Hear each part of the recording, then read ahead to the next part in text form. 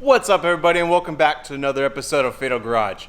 I'm Josh Thornell, and today's episode, we're going to be installing a Hurst line lock system onto our 2016 ATS-V. So for those of you unfamiliar with what a line lock system is, let me walk you through it a little bit. So you have two line lock solenoids here. These are both Hurst solenoids. This company that actually makes this kit is actually for a Camaro SS. I'm going to be adapting it here to our ATS-V just because they are the same ABS controller.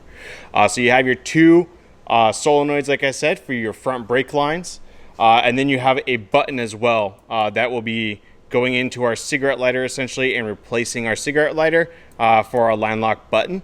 And what that will do is, so once we compress the brakes, we're able to press that button, release the brakes, and our front brakes will still be held while we're holding that button.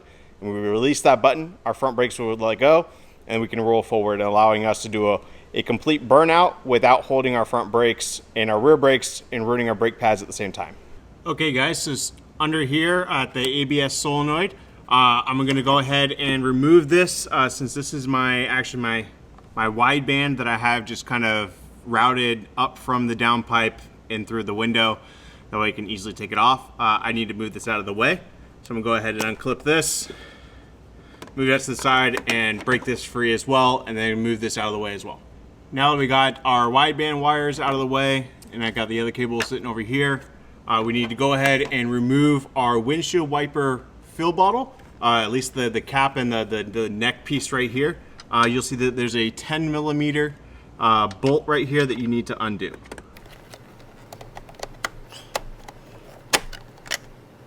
Okay, so before I go any further, I actually want to go up and disconnect the battery just to make sure that we don't have any issues, because we are going to be removing some bolts down here.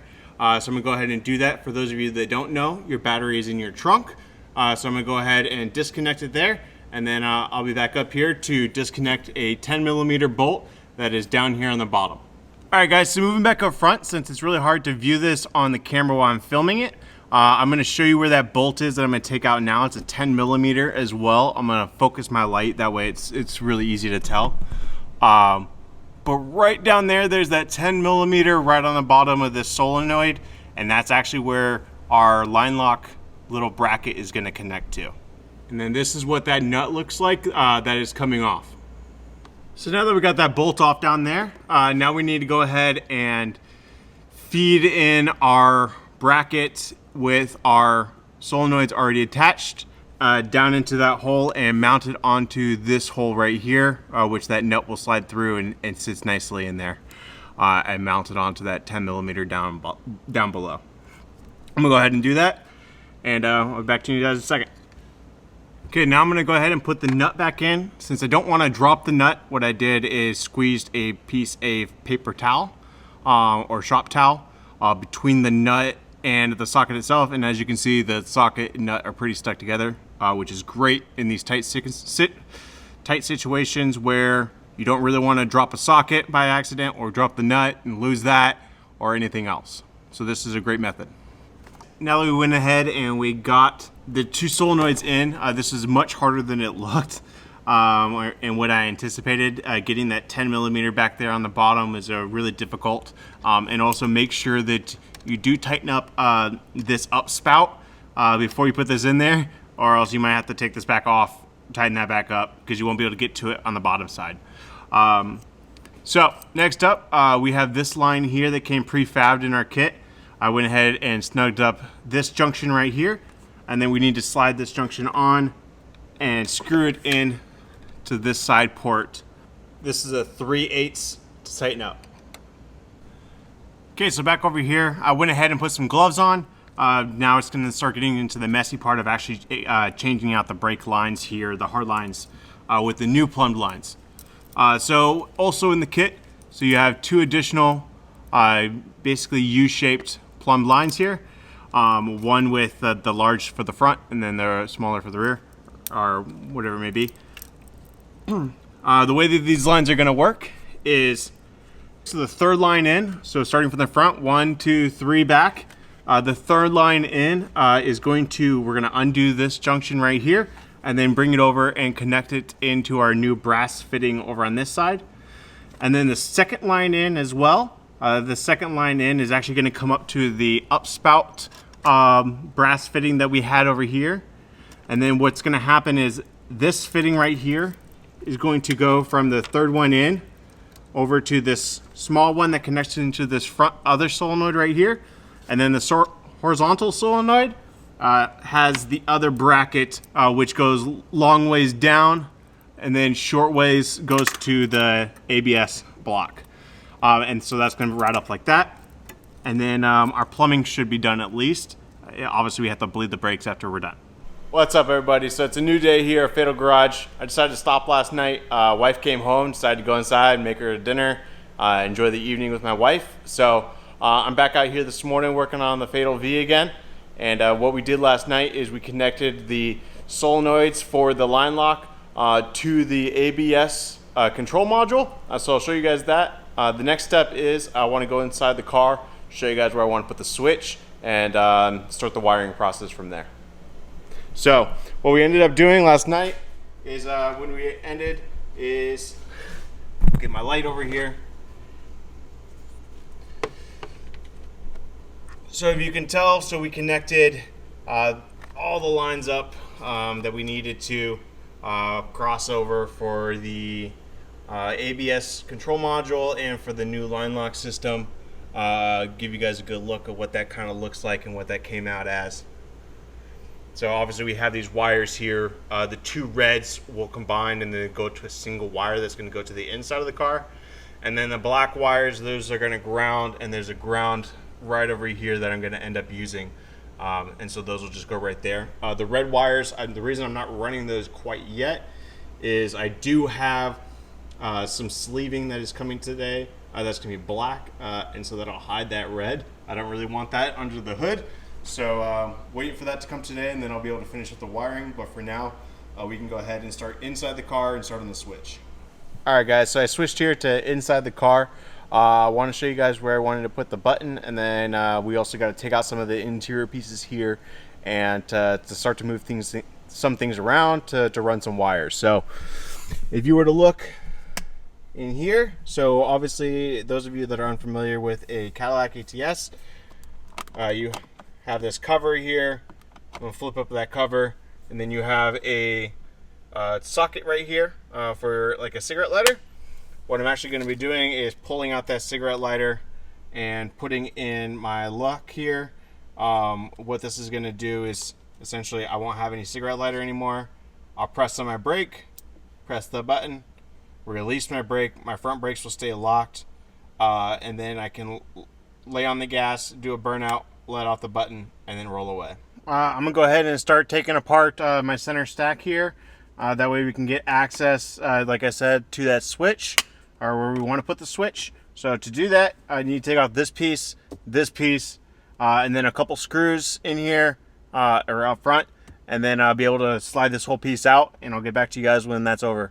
These both look like number 7s or number 8s, and they are number 7, so you will need a number 7 wrench. Okay guys, so as you can see, we went ahead and we got the entire center section out here. I'm going to go ahead and disconnect it from the main harness, which is actually down here below. It's a simple push in and pull out. Now this entire piece is disconnected completely. And I got the sleeve out, but I haven't gotten out the plastic container yet. Looks like once you get that sleeve out, this little plastic piece is super easy to get out. Now what we want to do is look here at our switch and decide what's the best route to go. So this is the cigarette lighter. This is the back end of it. So this is the plug that plugs into the cigarette lighter that we just took off. You need to go ahead and snip these wires, since we do need this ground wire and then also this live wire. I'm going to wire it a different way than what would show it in the manual if you were to buy this exact kit. Like I said, this kit is actually for a Camaro SS. However, they do like you to have a secondary toggle switch, like on the side here, that we have to turn the toggle switch on so that we have live power to this for your main switch. But what I'm doing is I'm actually going to bypass that toggle switch, so this switch is always live. Since I'm the only one that drives the vehicle, I'm going to revert it back to stock when I go ahead to sell it. And anyone that's driving this car better know how to drive it. So Obviously, it's going to be under that cover, which is also behind a trap door, so likelihood of you touching that button is pretty slim to none. So I'm going to go ahead and do that, cut this wire off, and then show you guys how we're going to wire it up to the other wiring loom. And if you notice, I did take off the yellow wires, since the yellow wires are only needed to go to that secondary switch that we are no longer going to be using. So we went ahead and we stripped these wires a bit. Now the first piece is I'm going to connect the black wire from this wiring loom to our black wire that would have come up from our cigarette lighter. And I'm going to use a butt connector on this that's also shrink wrappable, and that way I can able to shrink wrap it as well. Got that end connected. I'm actually going to connect the connector to the purple wire right now as well, just so that I have both of these butt connectors connected. Now that we have all of our ends connected, and we have the butt connectors shrink wrapped, or they're shrunken now because they were shrink wrap or pre-shrink wrappable. We're going to go ahead and put our connector back into its location, and then plug in our connector into it, and then go ahead and put together this front end assembly again. Okay, so we went ahead, got our center console back in here. You do need to probably turn on your car again, put it back into neutral, put your center console back in, and then you can put your car back into park, and then turn the car off and disconnect the battery again, because obviously we're not done with our wiring process. So that's what I would do. That's what I had to do here. So now what we need to do is to go ahead and let's put on our shifter. Put that back on here. Since we have an automatic, it's very simple. It just slides down in like that. And this surround just clips in. Okay, now that's back in place. Now we got to go ahead and put our two screws back in here on either side. And as you can see, our nice button is right down there. So, okay guys, I was able to route the red wire through the firewall. It's really hard to tell. The connector is, or the pass-through is actually up here. Really hard to be able to tell on camera. I'll be able to show you a little bit better around the other side when we go ahead and wrap up that wiring, so you'll be able to see exactly where it's coming through on the other side. But for the meantime, I'm gonna go ahead and wrap up the inside of the car and put it all back together, and that way we can move around to the brakes, do the brakes, and then we'll do the wiring last once the loom comes. All right guys, so went ahead and buttoned up the interior. So pretty much that's done in my opinion. We will obviously be testing out the switch when we're finally done, but until now the interior is at least done. I'm gonna go ahead and show you guys where I was putting that cable through. Get my light over here. So if you can see, I guess you can't really see, but down in there, there is a grommet, and I passed through right there. So I just utilized that. Basically what I did is I ran a harder line through it first, taped up the red line coming through here, and then dragged the red line through it as well. So now what I'm waiting on for the finish up the wiring at least is the wire loom, which should be coming here today. So I'm waiting on doing that. So in the meantime, what we're actually gonna do is we're gonna go ahead and bleed the brake system. Now, I think I've been bleeding brakes quite a bit in my last couple of videos, so hopefully you guys get an idea of what's going on.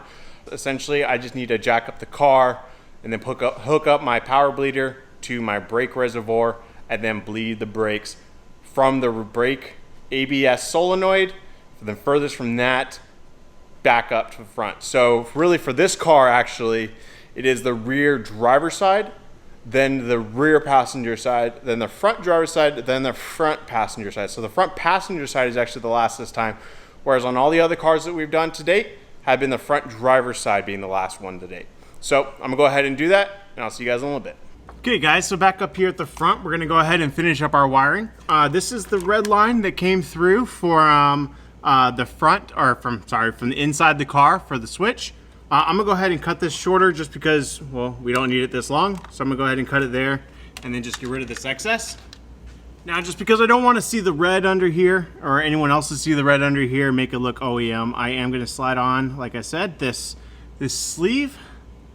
And then what this is it's just making it blend in essentially with the rest of the cabin. All right, so I got the rest of the line on. What I did is I went ahead and put a piece of electrical tape here at the end of it to keep it from fraying, and then also it's a kind of a nice holder for when it's to keep it out of the way for when you are doing the electrical connection here, and then you'll be able to slide it back up the line. It's pretty simple. Next up, what we're gonna do here is the lines that are on equal lengths, like for instance, this red power line coming from our solenoids. I'm gonna go ahead and clip this to make it the same length.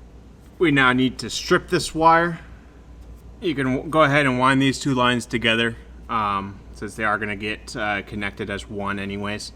And then what I'm gonna do is go ahead and slide on some of this 1/4" sleeve onto this line right here as well. So when we did the single line, we used the 1/8", and for the two lines right here, I'm gonna go ahead and use the 1/4", just because obviously it's two lines instead of one. Okay, just like that. Now we'll be able to strip off the end of this other red wire. This is the wire that came through the firewall and from the inside of the car. Now I am gonna shrink wrap these. This is a waterproof connector, so this is going to create a watertight seal as well once this plastic or rubber or whatever it is, gasket material that they use melts. So what I'm doing here is I slid up the 1/4" line, and I also slid up the 1/8" line. So right here to the middle. And then actually the 1/4" line of this braided, actually we over the connector that we just did. And now I'm gonna go ahead and wrap some electrical tape pretty tightly around this just to hold it all together and make it look black as well. And so that way we have no fraying of these two lines coming together. Now it looks pretty good, it's just black. And what I'm gonna do is actually I'm gonna tuck this line down here. That way it stays out of the way and nothing happens to it. Now what we want to do is take our black lines and do the same thing that we just did with the other ones. Okay, so what I went ahead and did, I put on the blue connector here. I'm gonna go ahead and wrap this with a little bit of electrical tape as well, just to make this black instead of blue, so it stands out.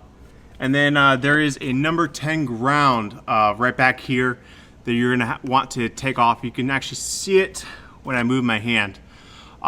So there's that number 10 right there. You're gonna wanna undo that, slip this on, and then re-put that bolt on. That way you have your ground connection complete. Okay, I was able to get the ground connected back here in this corner. I set up another flashlight so you can see it a little bit better. So now, the next step is I'm gonna tighten that bolt, and then we're gonna go and see if this thing works. So one more thing I actually forgot about back in this corner, since I was working on this yesterday and now it's today, is we need to build in our windshield wiper fill bottle, and then you'll be able to connect that 10mm right down there. Okay guys, so I'm out here in the Cadillac. I'm about to see if this thing works. I'm just in the driveway, so I'm actually not going to do a real burnout necessarily. I will definitely in a future video, but for the time being I really just want to see if it'll work. Basically, if it holds the front brakes, then definitely the system works, and I'd be able to do a burnout if I wanted to. So this is just basically proving the point. So I'm gonna go ahead and step on the brake down here, or actually I'm gonna put it in drive, roll forward a little bit, put my foot on the brake, come over here, lift up the cap, press the button, it turns red.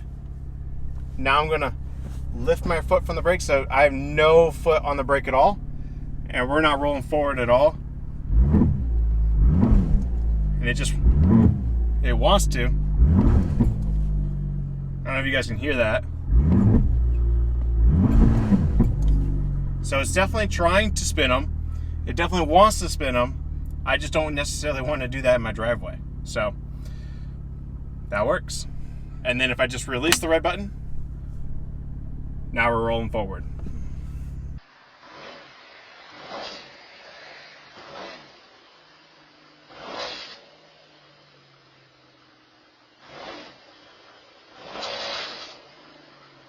All right guys, so as you can tell, we got the line lock installed on this thing. Seems to work just fine. I can't wait to really try it out. It is wet outside a little bit right now, so that doesn't necessarily help. Although it would save my tires. That's a plus. But I'm gonna go find probably a warehouse or an empty parking lot sometime here soon, and I'll make a great video for you guys on how this thing works and just shred some tires. So again, if anything you guys saw in today's video, there'll be a link in the description below. Feel free to pick that up. It does help support the channel. Again, if you did like this video, feel free to give me a thumbs up. Feel free to smash that subscribe button if you want to see more content just like that. And just like this, I'm out.